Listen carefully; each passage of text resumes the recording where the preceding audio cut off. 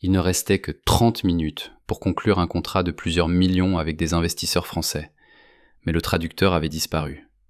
C'est alors que la dactylo dit quelque chose qui changea tout.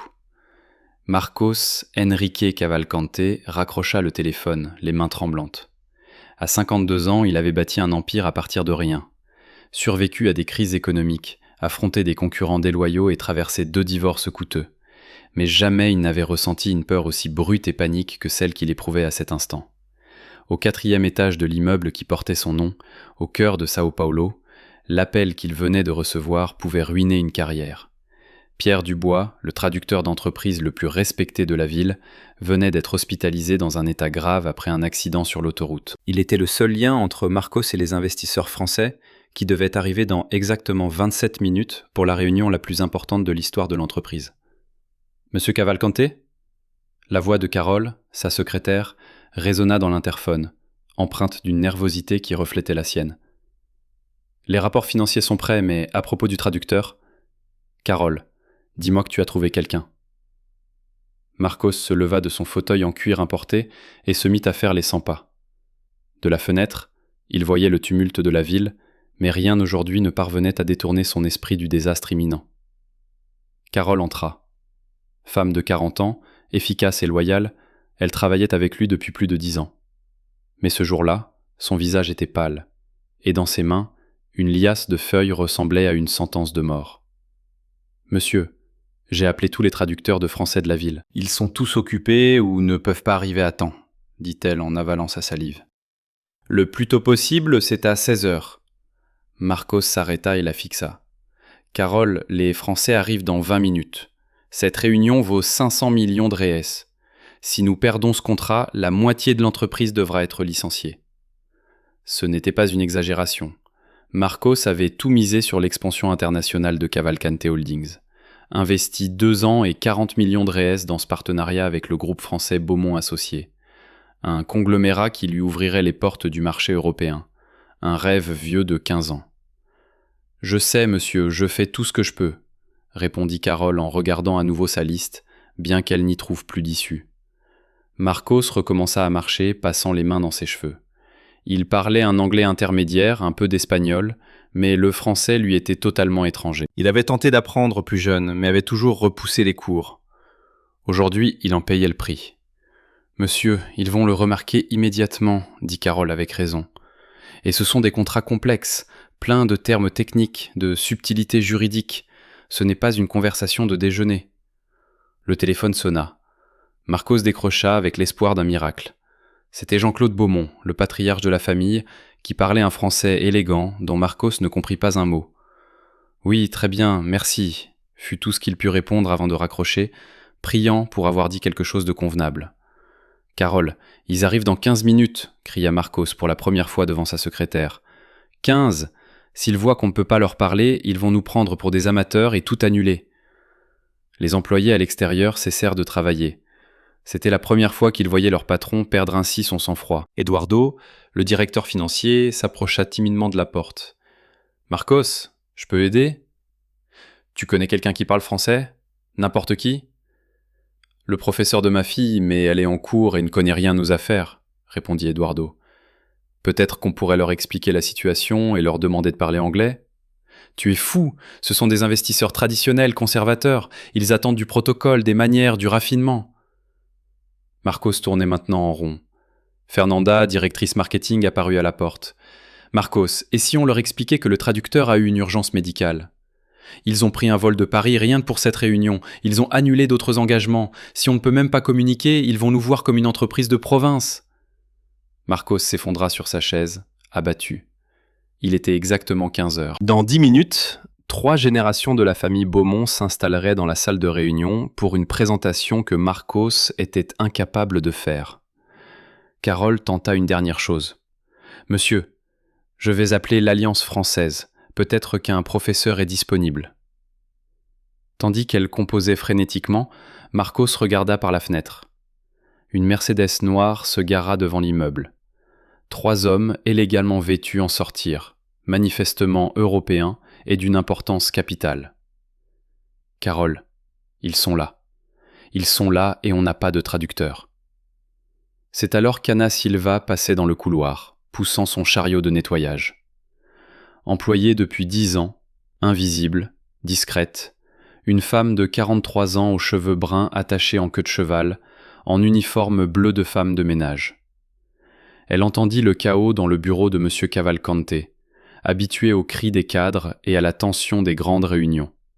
Mais aujourd'hui, quelque chose dans la voix de Marcos était différent. Elle ne l'avait jamais entendu si humain, si désespéré. Le mot français attira son attention. Son cœur se serra. La France, Paris. La vie qu'elle avait laissée il y a 4 ans et qu'elle essayait d'oublier chaque jour. « Il n'y a personne dans cette fichue entreprise qui parle français », cria Marcos. Elle s'approcha, luttant contre tous ses instincts lui ordonnant de rester invisible. Mais la détresse de cet homme toucha une corde sensible, réveilla un souvenir d'un passé qu'elle croyait enterré. « Excusez-moi », dit-elle doucement en frappant à la porte. Tous les regards se tournèrent vers elle. « Anna, ce n'est pas le moment de faire le ménage, » dit Carole machinalement. « Je suis désolé, mais j'ai entendu parler du problème avec le français. » Marcos, agacé, s'apprêtait à répondre. « Monsieur, c'est justement pour cela que je suis venu. Je parle couramment français. » Le silence tomba comme un coup près. Marcos cligna des yeux. Carole resta bouche bée. Eduardo et Fernanda échangèrent un regard stupéfait. « Quoi ?» finit par dire Marcos. « Je parle couramment français, monsieur. J'ai vécu à Paris pendant 12 ans. » Elle parlait avec calme, mais au fond, elle avait l'impression de sauter dans le vide. Marcos la regarda comme s'il la voyait pour la première fois, et en un sens c'était vrai. Depuis 2 ans, Anna Silva faisait partie du décor, nettoyant son bureau pendant ses réunions. Aujourd'hui, elle lui proposait de le sauver d'une catastrophe. « Vous êtes sûr ? J'ai travaillé à Paris, je connais la culture française, je peux vous aider. » Elle sentit son cœur se serrer. C'était plus qu'une aide, c'était un retour dans un monde qu'elle avait fui. Des voix en français résonnèrent dans le couloir. Les investisseurs étaient là. Marcos la regarda, puis son équipe, puis l'horloge. Il n'avait pas le choix. « Carole, emmenez Anna aux toilettes exécutives. Trouvez-lui des vêtements appropriés. Fernanda, préparez les documents. Eduardo, accueillez les Français et gagnez du temps. » Il inspira profondément. « Anna, j'espère que vous savez vraiment ce que vous faites. » Elle tremblait à l'intérieur. Ce n'était pas seulement une question de traduction, mais de revenir à ce qu'elle avait été, de toucher à un passé qui faisait encore mal. Carole l'attira presque jusqu'aux toilettes du personnel. Leurs talons claquaient sur le marbre comme des coups de marteau. Anna n'avait jamais mis les pieds dans cette partie de l'immeuble. Tout y était luxe, froid, intimidant. « Anna, vous êtes vraiment sûre ? Parce que si quelque chose se passe mal… » Carole ouvrit une armoire d'urgence, contenant des vêtements de rechange. Anna vit son reflet dans le miroir. Une femme de 43 ans, fatiguée, les rides plus marquées qu'avant. L'uniforme bleu la rendait invisible. « Je suis sûre, Carole. J'ai travaillé pour une multinationale française pendant 8 ans. J'étais directrice des opérations. » Les mots sortirent avant qu'elle ne puisse les retenir. Carole se retourna lentement. « Vous étiez quoi ?»« C'est une longue histoire, » répondit Anna, esquivant les détails. Carole sortit une veste bleu marine, une chemise blanche, une jupe. « Habillez-vous vite. Ils sont sûrement déjà dans la salle de réunion en train de se demander où nous sommes. » En enfilant les vêtements, Anna entendait sa propre respiration rapide. Depuis 4 ans, elle n'avait pas porté de tailleur, ni assisté à une réunion, ni parlé français professionnel. C'était comme remonter à vélo après un accident presque fatal. « Anna, j'ai besoin de la vérité. »« Est-ce que tu comprends vraiment les affaires ?» demanda Carole, visiblement nerveuse et inquiète des conséquences si les choses tournaient mal. Ils vont parler de contrats, d'investissements, de termes techniques que je ne peux même pas prononcer. Anna ajusta son blazer et se regarda de nouveau dans le miroir. La transformation était impressionnante, presque effrayante. Soudain, elle ne ressemblait plus à une femme de ménage déguisée en femme d'affaires, mais à une véritable cadre dirigeante, comme si les 4 dernières années n'avaient été qu'un long cauchemar. Carole. Pendant 8 ans, j'ai conclu des accords valant des dizaines de millions d'euros. J'ai négocié avec les plus grandes entreprises françaises. Je sais exactement ce que je fais, dit Anna en prenant une grande inspiration, sentant quelque chose se réveiller en elle après un non-sommeil. Mais j'ai besoin de 5 minutes seule avant la réunion, pour me préparer mentalement. Nous n'avons pas 5 minutes, répliqua Carole. Les Français attendent déjà et Marcos est nerveux. Carole, si tu veux que je fasse ça correctement et que je sauve cette entreprise de l'un des plus grands échecs de son histoire, accorde-moi ces 5 minutes. Fais-moi confiance. Carole hésita, observant attentivement le visage d'Anna. Il y avait quelque chose de différent dans sa posture, sa voix, sa façon de parler, comme si une toute autre personne avait émergé de l'uniforme de ménage. 5 minutes, pas plus, accepta Carole avant de partir en courant, laissant Anna seule dans les toilettes. Anna s'assit dans un fauteuil en cuir et ferma les yeux. Elle devait remonter le temps, retrouver Anna Cristina de Mansilva, celle qui vivait dans un appartement élégant à Neuilly-sur-Seine, parlait français chaque jour et négociait avec les plus grandes entreprises européennes comme si c'était la chose la plus naturelle au monde. Elle se souvenait des réunions au siège de Beaumont Associés à Paris. Elle connaissait bien le style de la famille, conservatrice, traditionnelle, attachée au protocole et à l'élégance. Jean-Claude, le patriarche, était particulièrement strict sur l'étiquette des affaires. Le moindre faux pas, le moindre signe de non-professionnalisme, et la réunion serait perdue avant même d'avoir commencé. Anna ouvrit les yeux et se leva. Il était temps de redevenir elle-même, ne serait-ce que pour quelques heures, même si cela signifiait rouvrir des blessures encore douloureuses. Dehors, Marcos faisait les 100 pas nerveusement dans le couloir, comme un animal pris au piège. Eduardo essayait de distraire les Français avec du café et des banalités sur la météo, mais Marcos savait que les Beaumont n'étaient pas là pour bavarder. Ils étaient là pour faire des affaires, pas pour socialiser. « Marcos, tu es sûr de toi ?» murmura Fernanda lorsque Carole revint sans Anna. Tout miser sur une femme de ménage, et si elle ne savait vraiment pas, si elle n'avait que le niveau scolaire en français. « Fernanda, tu as une meilleure idée, parce que je suis prêt à tout envisager maintenant. » répondit Marcos, transpirant dans son costume à 3000 reais. Carole s'approcha, le visage mêlé de surprise et d'inquiétude. « Marcos, j'ai quelque chose à te dire.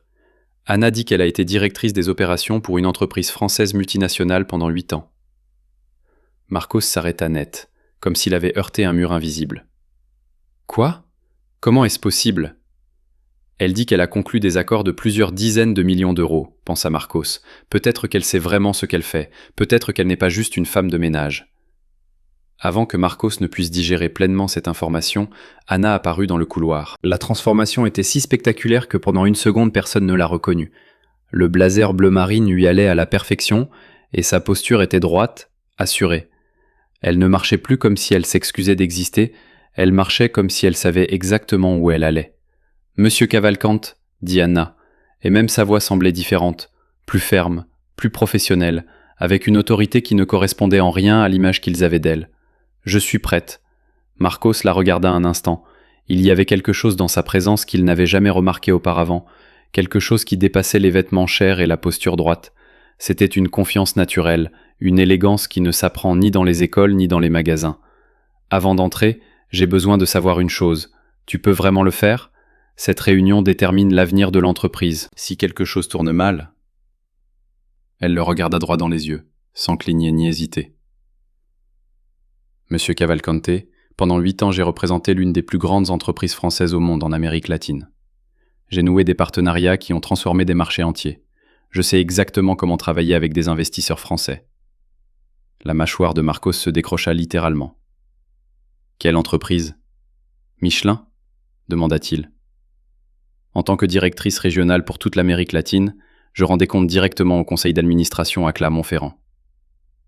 Elle s'arrêta, remarquant le choc sur les visages. « Mais ça, c'est du passé. Aujourd'hui, je suis ici pour vous aider. »« Fernanda, » murmura Carole. « Comment une ancienne directrice de Michelin peut-elle devenir femme de ménage ? Ça n'a aucun sens. » Anna entendit le commentaire, mais choisit de ne pas répondre. Ce n'est pas le moment des explications. Allons-y. Les Français de chez Beaumont n'aiment pas attendre, et plus nous traînons, plus ils doutent de notre sérieux. Marcos acquiesça, toujours en train de digérer la situation. Ils se dirigèrent vers la salle de réunion. Anna sentait les regards curieux de l'équipe. Elle savait qu'après cette réunion, tout allait changer à jamais. Il n'y aurait pas de retour à l'invisibilité, ni à l'illusion d'être une simple femme de ménage. La vérité a une manière cruelle de se révéler aux moments les plus inattendus.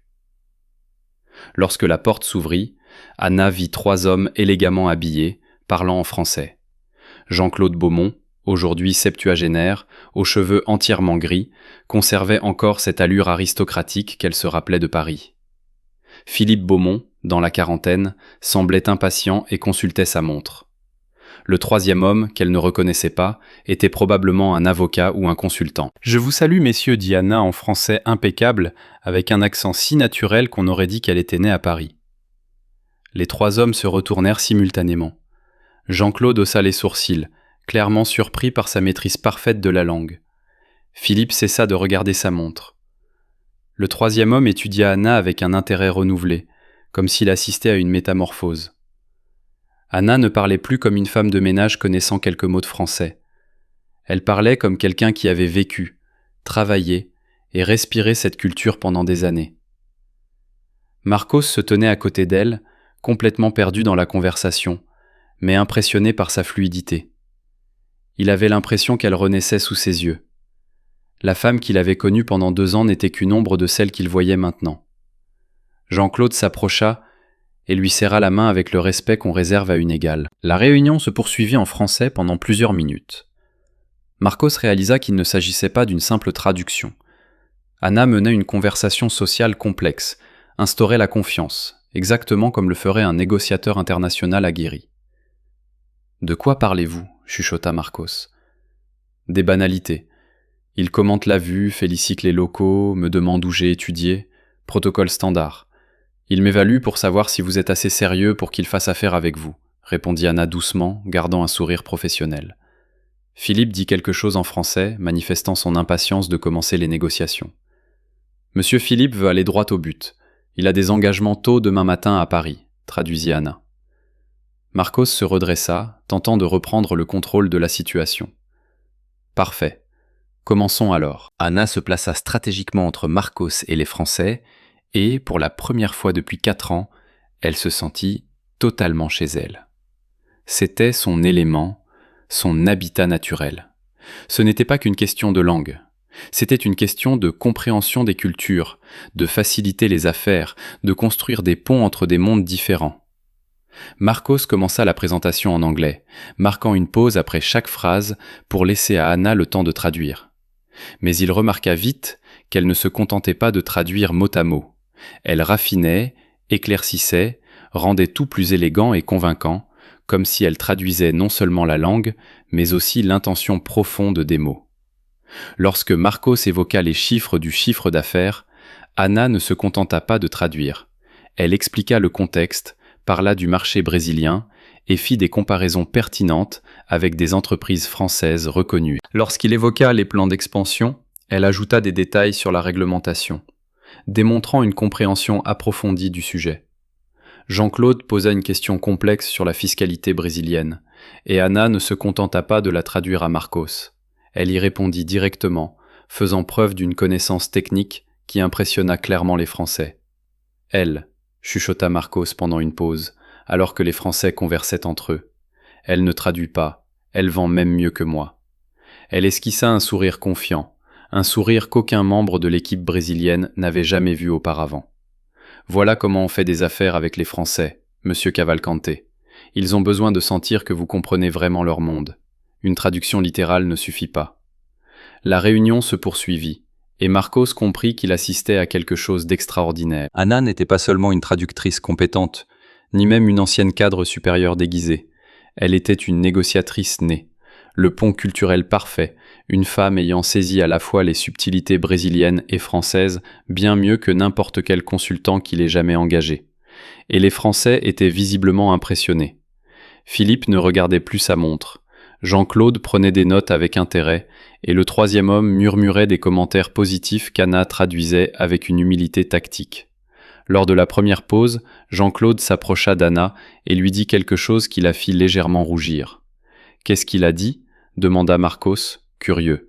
Anna hésita un instant, puis répondit. « Il a dit qu'il rencontrait rarement des consultants ayant une telle sophistication commerciale en dehors de Paris, et il aimerait savoir où je l'ai trouvé. » Marcos observa Anna avec une toute nouvelle expression sur le visage. Pendant 2 ans, elle avait été pratiquement invisible à ses yeux, et maintenant, en une matinée, elle était devenue la personne la plus précieuse de sa société. « Ah, quand cette réunion sera terminée, nous aurons une très longue conversation sur qui vous êtes vraiment. » Anna acquiesça, sachant que cacher le passé n'était plus possible. La femme de ménage invisible avait disparu à jamais le moment où elle avait franchi la porte de la salle de réunion. Ana Cristina Doman Silva parlait français comme une native, elle était confiante dans le monde qui avait été le sien, et cette fois, elle était déterminée à ne plus jamais se laisser détruire. Quand tout le monde revint dans la salle après la pause, quelque chose changea fondamentalement dans la dynamique. Les Français ne voyaient plus Ana comme une traductrice de dernière minute. Dans leurs yeux, il y avait un respect que Marcos n'avait jamais vu diriger vers ses employés. Jean-Claude alla même jusqu'à tirer une chaise pour qu'Ana s'assoie à la table, au lieu de demeurer debout derrière Marcos comme le font habituellement les traducteurs. « Monsieur Cavalcante, » dit Jean-Claude en anglais lent. « Votre consultante, comme vous dites, est très impressionnante. » Ana traduisit automatiquement. « Monsieur Jean-Claude dit que je suis impressionnante. » Elle fit une pause stratégique. « Mais je pense qu'il parlait de la présentation de l'entreprise dans son ensemble, monsieur Cavalcante. » Marcos comprit qu'Ana redirigeait le compliment vers lui, protégeant son ego même quand elle méritait les éloges. C'était un geste astucieux et diplomatique qui démontra encore sa maîtrise des négociations internationales complexes. Philippe ouvrit un dossier de documents et commença à parler rapidement en français, accompagnant ses propos de gestes caractéristiques lorsqu'on aborde des chiffres. Il s'agissait clairement de sujets techniques, juridiques, susceptibles de perdre tout non-spécialiste. Marcos attendit la traduction, mais fut surpris lorsqu'Ana répondit directement en français, posant des questions précises et prenant des notes détaillées. « Ana, que se passe-t-il ? Tenez-moi au courant, s'il vous plaît, » murmura Marcos, se sentant exclu de sa propre réunion d'affaires. « Excusez-moi, monsieur. Philippe présente la structure d'investissement qu'il propose pour le partenariat. C'est assez complexe, impliquant des holdings dans 3 pays différents pour l'optimisation fiscale. » Elle marqua un temps, organisant mentalement l'information avec la précision de celle qui a vu ce genre de structure des centaines de fois. Mais il y a quelques points problématiques. Le schéma proposé pourrait engendrer de sérieuses complications juridiques au Brésil. Marcos cligna des yeux plusieurs fois. « Comment le savez-vous ? » « Parce que j'ai structuré des investissements similaires quand je travaillais en France. Ce schéma précis a posé des problèmes à la Receita fédérale brésilienne en 2018. Je connais au moins 3 entreprises qui ont eu d'énormes ennuis avec l'administration fiscale à cause de cette structure. » Ana se tourna vers Philippe et dit quelque chose en français, qui le fit immédiatement interrompre son discours et vérifier en urgence ses documents. Philippe répondit avec une question clairement inquiète, à laquelle Ana acquiesça avant de poursuivre ses explications en français. Marcos vit le jeune Français s'animer de plus en plus, prenant des notes fébrilement, comme si les mots d'Ana pouvaient sauver l'accord. « Ana, mon Dieu, dis-moi ce qu'il se passe. C'est moi qui conclus ce contrat. » commença Marcos à ressentir qu'il était devenu un spectateur de sa propre réunion à plusieurs millions. Ana se tourna vers lui, exprimant un mélange d'excuses et de détermination professionnelle. « Monsieur Cavalcante, j'ai identifié 3 graves problèmes dans la structure qu'il propose. Si nous signions tel quel, vous pourriez avoir d'importants ennuis avec les autorités fiscales brésiliennes et européennes. Les pénalités pourraient se chiffrer en millions. » Elle lui montra des documents couverts de notes techniques. « J'ai proposé des modifications qui protègent les intérêts des 2 parties et sont complètement légales dans les 2 juridictions. » Jean-Claude dit quelque chose en français qui fit sourire Philippe et hocher la tête positivement, manifestant clairement leur impression. « Et maintenant ?» demanda Marcos, complètement désemparé. Monsieur Jean-Claude indique qu'il rencontre rarement des consultants brésiliens ayant une connaissance aussi approfondie des régulations européennes et il est impressionné par le niveau de préparation de votre équipe. Ana hésita. Il a également suggéré de m'inclure de façon permanente dans l'équipe qui gérera ce partenariat dans les années à venir. Marcos sentit un coup au cœur. En 3 heures, sa femme de ménage s'était transformée en consultante internationale dont il ignorait même avoir besoin. Et les Français réputés pour leur exigence avaient clairement été captivés par elle. « Monsieur Cavalcante, » poursuivit Ana doucement, « me permettez-vous de proposer une pause stratégique ? J'ai besoin d'expliquer les implications techniques de leur proposition avant d'aller plus loin. Une décision importante doit être mûrement réfléchie. » Marcos hocha la tête, essayant encore de réaliser qu'une employée payée au salaire minimum comprenait mieux les affaires internationales que ses cadres titulaires d'un MBA. « Mesdames et messieurs, nous pouvons faire une petite pause, » dit Ana en français impeccable, ce à quoi les Français acquiescèrent poliment. Ils quittèrent la salle de réunion, et Marcos raccompagna presque Ana dans son bureau, refermant la porte avec plus de force que nécessaire.